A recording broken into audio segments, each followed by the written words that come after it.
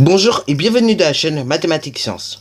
Aujourd'hui, je vais présenter et expliquer une nouvelle vidéo qui est une vidéo en physique-chimie sur le danger de certains produits au quotidien. Alors là, je suis vraiment de retour pour de bon. Je crois l'avoir déjà dit au moins une fois déjà dans la vidéo précédente quand j'avais présenté le manuel Les nouveaux outils pour les maths 5e.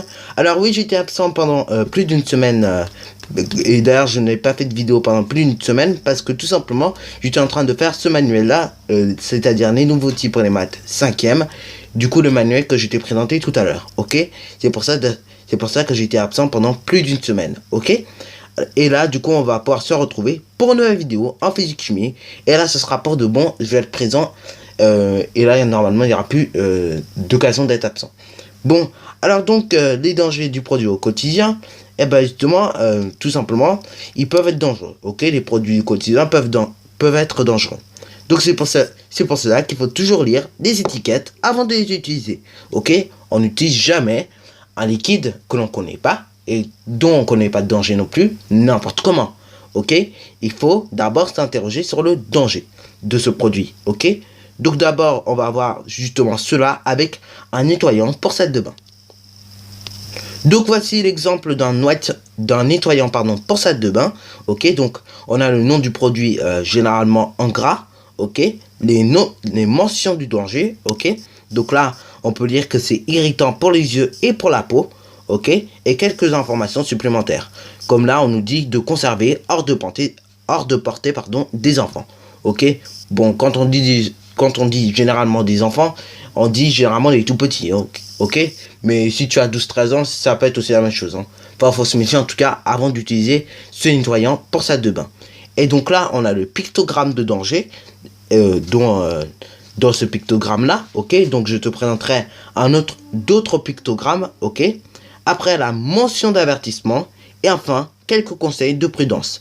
Dans ce cas-là, on nous dit que en cas de contact avec la peau, il faut laver immédiatement et abondamment avec de l'eau, ok. Et en cas de contact avec les yeux, il faut rincer immédiatement et abondamment, puis consulter un spécialiste. Et en cas d'ingestation, il faut consulter immédiatement un médecin spécialiste ou le centre d'antipoison, ok, ou le centre antipoison et bien évidemment, faut lui montrer des étiquettes, ok, pour qu'il puisse voir lui-même la gravité et le danger que ce produit, donc qui se nomme nettoyant pour salle de bain, peut avoir, ok. Bon alors, généralement, quand on mélange certaines substances entre elles, il peut avoir une réaction chimique. D'ailleurs, on appellera cela une transformation chimique. Un ou plusieurs nouveaux produits qui n'y étaient pas avant peuvent apparaître, ok.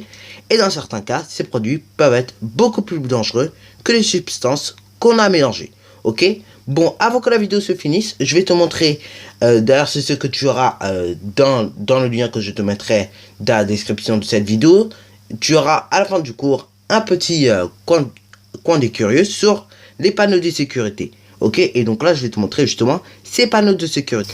Donc comme je te disais, je vais te montrer quelques pictogrammes de sécurité autres que ce pictogramme qui nous disait un danger. Ok, donc alors le premier pictogramme à ta gauche que tu peux voir indique tout simplement que ça peut être explosif ou que ça peut provoquer une explosion sous effet de la chaleur. Le deuxième pictogramme à ta gauche nous indique que tout simplement c'est auto-échauffant, ok, et qu'il peut s'enflammer au contact de l'air, ok. Ça peut également dégager au contact de l'eau des gaz inflammables ou encore ça peut s'enflammer sous effet de la chaleur, ok. Le troisième pictogramme à ta gauche nous indique justement que ce produit contient des gaz solides, liquides, oxydants, ok, qui peuvent provoquer ou aggraver un incendie ou même qui peut provoquer carrément une explosion, ok. Bon, alors le quatrième pictogramme à ta gauche nous indique que c'est un gaz sous pression et qui peut exploser sur l'effet de la chaleur, ok.